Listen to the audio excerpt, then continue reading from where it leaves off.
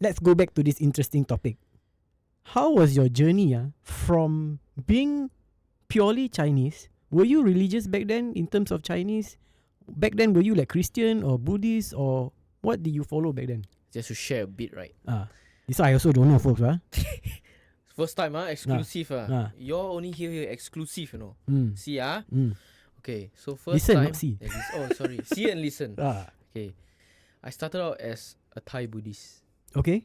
What's the mom, difference, My mom is Thai. Yeah. Very strong, Because she was born with it, so she didn't know much lah. So she started with that, and then we convert ourselves to Christian. Then from there, I backslide, stopped going to church. Very naughty boy. Then I met my wife. That's when I revert to Islam.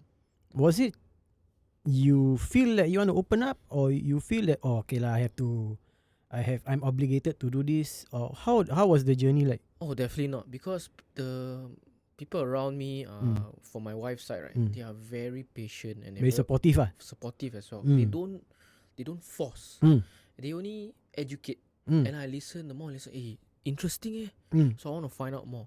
Then I went to research more. I went to the, what they call it, the one that they Accra. Accra. What's that thing?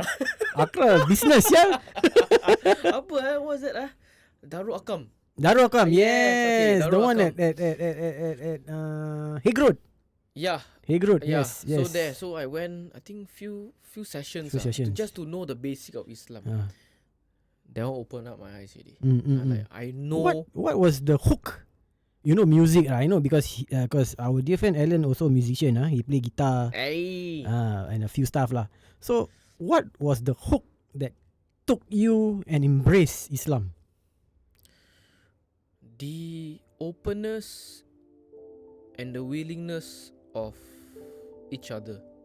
Okay. So when we want to share about our Islamic values and knowledge, we cannot enforce it. So there's this thing going on that is quite is mistaken for that some people force it. That is due to cultural, but once I know and understand the truth we cannot force, we can only share. So sorry. So what you're saying is that the support system during your session was very strong. Yes, it was actually perfect. I didn't expect it to be this way because of what I grown up as a Chinese household family and all that. I did not know how people of the Islam operate. I don't know how they not like that but how they learn, how they go through their life and their value. The life value is related to the teachings, the submission Yes. Then I'm like, this is what is supposed to be, like how it supposed is. to be life is all correct. about that So it's straight away like I know this is the right thing to do. Really, is to revert, and I know that it's my calling. So I just did it, no hesitation, zero hesitation. You're talking about no hesitation, right? But was there any hesitation to inform your parents? Was there like macam, okay, I'm gonna tell them today, I don't think today is okay I tell tomorrow lah, no lah, I tell next week lah. Was there any hesitation? No. No, because when I was with my wife before we were married, I just told them straight, I don't care or what they think, because as a person I'm very aggressive and very passive aggressive, I would say. I want things done. Look at your mom, you know already lah. Yeah. And I always believe that no matter what I do, they would accept it. Of course, not to hurt anyone or to bring anyone down, but this was a clear path that I was going. It was positive. That means you were brought up in a family that your views matters. It might not be right for everyone, but they trust you to make the right decision. That's right, Amin, bro. Wow, that's very good upbringing. Yeah, my dad is more of he's not controlling. He's very open. He say, there's always one thing that sticks to me, one line that he say, hey boy, he call me boy. Boy, like Kratos, the God of War, boy. Yeah. So boy, no matter what you do, you don't hurt people. Can really. That's a very good advice. So simple, but if you break it down, it's not the easy. underlining of that sentence, it's actually purely what life is all about. Correct, bro. Yeah, that really helped me lah. Pave of what I want to go for. Go for my wife, current wife lah. And current wife, how many? Don't play, Mati. She let you green light join this podcast. You don't like suddenly up, But yeah lah. Back all in all, back to the business. Everything is going really, really well. I hope you guys come down and support. Don't worry about the food as well. Anyways, just to share, right? We at Roy Sap, right? We are of course Sertu. We cleanse. I think I've seen the video on TikTok. Yes, correct. You can go there and see. We have a cert as well. If you wanna see the black and white, most people wanna. Some people are like that. They this one say only. They have the video, they have the photo, they have the cert to prove. Smack your head there, you know. Yeah, correct. And we wanna do things right. Of course, just to share, we are working towards to get the halal certificate. Alhamdulillah. Due to business reasons and financial, we are not halal yet, but we are working towards there. Promise you guys, we want to be a halal establishment so that. But it's already Muslim owned anyway. This one can get quite controversial lah. But just to please everybody, halal owned. Muslim halal owned. Halal certified. It's better lah. Yeah, correct. Yes, it's better. So people cannot say so much about it. Okay. Touch on your entrepreneurial days, right? And your experience, like how long since you started the digital art thing until now? How many years of experience in your own solo business? Holy cow. Wow. Maybe 4 years, 5 years? 4 to 5 years. That is, while doing VFX and all that together, all at once lah.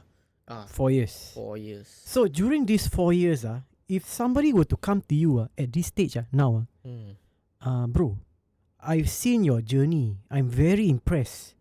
A young chap, what can I do to start a F&B business? Because my background, I have not, similar to you, background, they don't have any sort of F&B experience. So if they were to come to you, bro, I don't have any F&B business, I know nothing about food or drinks or whatever certification, can you give me the best piece of advice how to start F&B?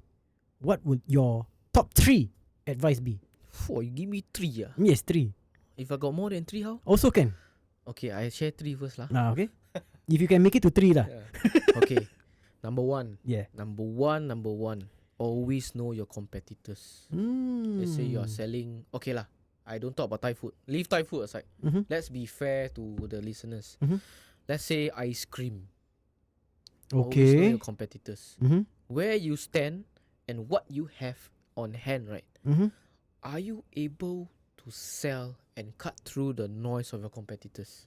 I see. Okay. Yeah. And given the budget that you have lah. With that information, right, you should already know, alamak, who's my competitors? I see. Example, Ben & Jerry's, the Cookie Co. and all that. If you can, I'm not saying you cannot do it. I never say no one when it comes to this. If you can, go ahead. If you think it's too big and requires too much effort, right, try another thing. Okay. That is number 1. Number 1. Okay. Number 2. Always do your homework when it comes to licenses. Okay, licenses. That one, I tell you, if your license is wrong and you sell, you're going to be in deep trouble. You're going to close down straight. You mean licensing like certification? Yes, food license, SFA and all that. What the heck is a SFA? Singapore Food Agency. Okay. Each license has their own category. Like let's say you open a home base canteen versus hawker is a different thing. Versus what do you call that? Catering. It's also a different thing. So you must really know what you're doing. And then sometimes let's say Muslim owned and halal, right? Your place and your supplier is very important. this one as a Islam itself, you must do your due diligence. You must be so disciplined. Yes, must show effort lah. Correct. Go down to the T on where they get this example, the meat, the ingredient, where is it from? You don't want to be feeding people other things than non-halal meat lah, of course. Of course. That is for me lah, it's like if you're really doing this, you have to really do your homework lah. Correct. That's second lah. Okay, third, you must always please your customers. I see. Customers. Okay. Nothing to elaborate, because number 3 is, as a matter of fact, it's one of the most common answers. So customers can also be your promoters. So at this day and age, right, how do you actually market your business when the customer comes in? Do you actually advise them, hey guys, thanks for coming, do tag us? Do you do that like for your business? Honestly, with this day and age, right, Yes. you have to do everything you can. Okay, understand. You want to promote via verbal. Okay, so this is number 4. This is Social media. actually part of number 3 lah. Okay. I would say lah, because it's customer based mah. Okay. How you reach out to customers. Not only the everyday Singaporean, everyday guy. It can be future business partners. It can be a client. It can be a, what do you call that? Vendor. That is also in a way your customer. So what you're saying is that collaboration over competition. Yes. That I think that is the way to survive at this modern day and age. Thank you for saying that, Harry. Why? That is very important. I I support that movement more than anything. Yeah. If you can collaborate, please do, because everyone is trying to make it. It's best that we hold hands and work together. Yep. Because you see, without collaboration, right? When you always think about your competitors, like, fuck lah this shop, fuck lah this company, they steal my idea lah, what lah, this and that lah, I don't want lah. If let's say they come, okay, let's say another podcaster comes to like email us, I want to interview you, don't want lah, you're my competitor, I don't want to talk to you. That is not the right way. Even so, let's say you open up this Thai shop, this Thai restaurant shop, then another guy comes in, like also open another Thai shop in another block. You can actually go there and taste their food and even collab. Hi, I'm from the other store. We make connection instead of enemy. Yes. So same thing at this day and age, right? It's better to collab rather than you make competition with this kind of people. Because back then when I first started photography, right, people so-called locate. You know what is locate, right? Yeah. Locate in terms of their technique, their style. Very locate. How you do this? Is it this pattern, this shot? What kind of coloring? How do you get this color? They don't want to share, no. Oh, YouTube lah, this and that lah. Because they feel that we are competitors. But you see, how nowadays, right? It's totally changed really. Now, how the business work in terms of wedding? Because I've asked my friends, who has been this line together with me. He himself vouched that, now different already, bro. It's not like that. Now, how they work is that if they overbook, they can actually send their clients to another company. That is how you collaborate. That is where you grow the business together. That is where you don't locate. Last time, my business also same thing. People tend to take advantage. Yep. Of whatever I have installed. Because last time when I do APM, Anugerah Planet Music, right, I like to collaborate with companies that just started. Underdogs, Yeah, right. Underdogs. Because I like to, come join lah. I want them to feel the vibe, because it's something that it's not mine. I'm willing to share. So that people next time, if I help you, you help me. If I scratch your back, you scratch my back. But there are people, the moment they Harry is collaborating, I want to go in, take away their client.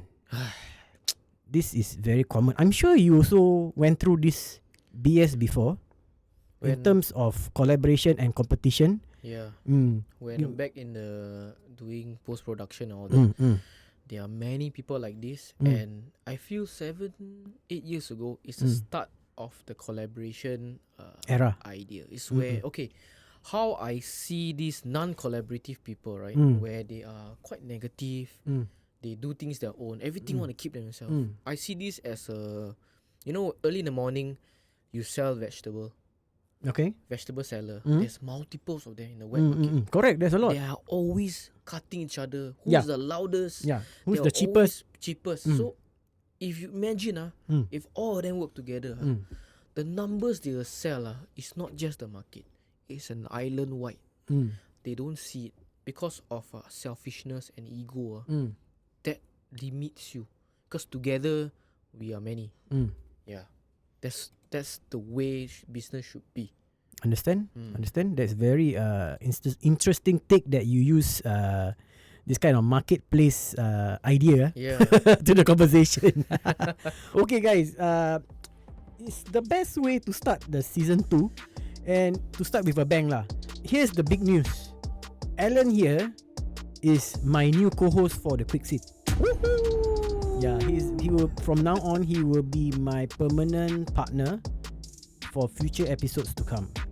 And heads up, the next we'll be bringing in his parents over for interview, and we can dive down in the depths of being a chef on an international restaurant and their background and their stories. So stay tuned on the next episode of the Quick Sip.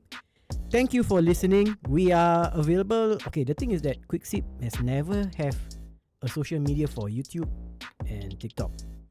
So I think by then when you're listening to this, we'll be up and running already. Things are gonna change. Yeah, things are gonna change. We hopefully. And with that, thanks for listening. Have a great day from me, Harry, and Alan Key.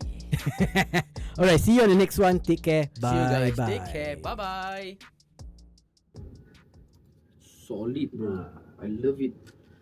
Though I ran a lot, but need to say the add water thing bro.